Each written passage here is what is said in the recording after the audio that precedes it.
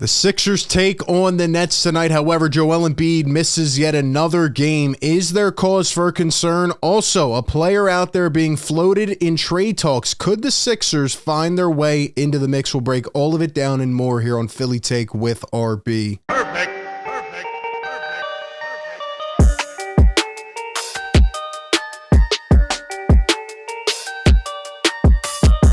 What is up, everybody? RB here. Welcome into the show. You know the drill. Hit the like button. Drop a comment for the algo. Subscribe. Ring the bell. Don't miss any of the coverage. I've been seeing your comments saying where are the play-by-play shows? When are the live streams coming back? Listen, man, we will be back next week. Sixers, Bucks. I know I said we'd be back for preseason, but it's pretty hard, especially during Red October, for me to sit up here and analyze a preseason game without Joel Embiid, without James Harden. Who knows what's going to happen there? And without the GOAT, of course, Furkan Korkmaz. The Sixers take on the Nets tonight.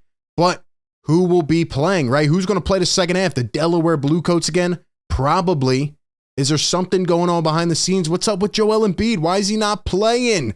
We'll talk about all of it and more. Give me your thoughts, though. Are you concerned at all with the fact that the Sixers star, the Sixers reigning MVP, is not suiting up? Who knows if he's going to play the last game on Friday? We'll talk about it all. Before we do so, a shout out to our sponsor of today's show, BetUS. You guys got to check out BetUS, man. They're secure. They're reliable. They have great communication, great service. They will help you with all of your betting needs. I'm cool with the people over there. I use them myself. In fact, I got a parlay riding on tonight. Phillies, baby. Will the Phillies win the NLCS? I think so. You can bet on that right now. You can bet on this Sixers game tonight, even if you're invested, right? Maybe you're not really interested in the outcome, but maybe you want to make some cash, man. Go check out BetUS right now. If you click the link down in the description, you can get a 125% sign-up bonus. Deposit $100, get $125 free dollars to play with. As you can see, you can bet on football, baseball, basketball. Like I said, maybe you want to go Phillies Sixers on a parlay. You can check out all of it here on BetUS. They have some of the most unique bets. They even have bets about James Harden and what his next team will be. So you can check all of that out on BetUS. Go give them a try. And again, get a 125% sign-up bonus by just clicking the link down in the description. Go check it out. Speaking of BetUS tonight, they have the Sixers riding +4 right now. Do you think they will cover? No Embiid, no Harden, no Korkmaz. Or are you taking the Nets on the money line? Give me your thoughts down below. Go check them out. Let's talk about this game. I just want to start off with something funny because, obviously Ben Simmons, coming back into town here. And, people are telling me that Ben Simmons is back. They're saying, RB, they're flooding my DMs. RB, we should trade for Ben Simmons. He's back. Because of this clip right here. Because of a turnaround 5-foot J, little fadeaway off a foot. We're talking about Ben Simmons. It's crazy. Like, this move has not been seen by Ben Simmons in years. And they're trying to tell me he's back. First off, they're playing a team, I think, from Israel. How come Ben Simmons always wants to shoot against international teams, right? Remember the preseason game when he took the three against, where were they, from China or Japan? And then Ben Simmons here with a little turnaround against this team from Israel. They've been telling me, you got to watch him. Look, I saw the box scores. I saw some of the highlights. He's the same player. What's the over-under on Ben Simmons tonight? He's not doing this. I'll tell you that.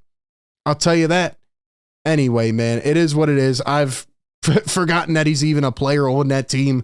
So we'll see how it plays out.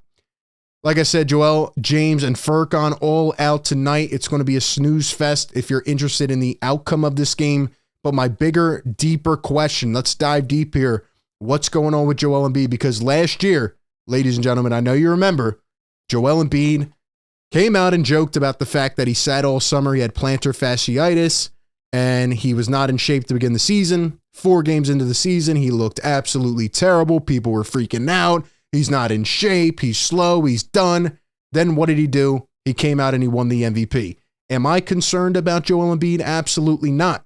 However, is there something going on behind the scenes that they're not telling us? Maybe. Because if you think about it, Nick Nurse, as a first-year head coach, don't you think, especially with him, coaching Summer League, playing some of these guys early, don't you think he'd want to see what he has from Joel and, kind of experiment in that system? Do you want next Thursday night against Dame, Giannis, and the Bucks to be the first time that Joel's out there in a live game situation playing in this new system, sharing the ball? I don't think so. So he better play Friday. And if he doesn't, then I'm actually going to think, some type of minor injury or something's going on that they are not telling us. They're being very quiet. I respect Nick Nurse for kind of keeping all this drama in-house. But in terms of Joel Embiid, I want to see him out on the floor. I want to see what he looks like in a Nick Nurse system. Now, James Harden's another situation. And we do actually have a quick update. Let me get to that real quick on James Harden. From Shams Charania, LA has continued to pursue additional draft assets to improve their offer to the Sixers. It sounds like the Clippers are trying to get this done. As I said, they don't want to start the season and then trade for Harden 4 games into the year. Wouldn't make much sense. So if a deal is going to happen, I think it happens before next Thursday. If not, I think it's going to wait and take some time. So we'll see how that plays out. Still very awkward and weird. Seems like the vibes have been high with the Sixers practices and camp. But they do have this in the back of their head, right? And that obviously I'm not expecting James to play at all, because if he is in trade talks and he doubled down a couple days ago saying that this can't be repaired, he will be traded if the Clippers decide to make the offer, right? And, you just don't want to get him hurt or anything like that. However, here is what Nick Nurse said about why Joel Embiid has not played in the first 2 preseason games. Might as well. Nick, is this okay with Joel and James? You saying ramping it up? Is there like some off-season setbacks that they had, or were they out of shape when they came back? I mean, no, I just think this is they're veteran, multi-year veteran guys. I think this was Simon and his crew getting guys ready to go for the opening night. This is what they're doing. Nick, you mentioned. So getting them ready for the opening night, trying to ramp up. Does that mean they're not in shape? Like, he kind of answered it, but didn't answer it again. I don't expect James Harden to play because he is in trade talks right now. Furkan is probably still injured, but Joel Embiid, little bit of concern. If he doesn't play Friday, though, in the final preseason game, that will tell me a lot. Lastly, let's talk about Malcolm Brogdon. Once again, shout out to BetUS. They have the Sixers with the 3rd best odds to acquire Malcolm Brogdon if he is traded by the Blazers. Again, he was in the deal with Drew Holiday, and he ends up going to the Blazers. The top 3 teams that could potentially acquire Brogdon, according to BetUS, are the Clippers, the Bulls, and the Sixers. The Sixers are number 3 on the list. Maybe the Bulls get involved in some big trade. I don't know if it's going to happen, but would he be a good fit on the Sixers? Apparently the Clippers like Harden. They value him more than Malcolm Brogdon. I think I probably would as well. But is Brogdon feasible, right? He's been a name that's popped up a couple times. Some Sixer fans are on the side of, I would absolutely love this guy. Some are on the side of, keep him away as far as possible. I think he would be a good fit. However, I do have injury concerns. Now, what do I always say? Let's look at the contract. If the contract makes sense, then we can have a conversation. Malcolm Brogdon this year, 31 years old, making $22.5 million. Next year, making $22.5 million, and then an unrestricted free agent after next season.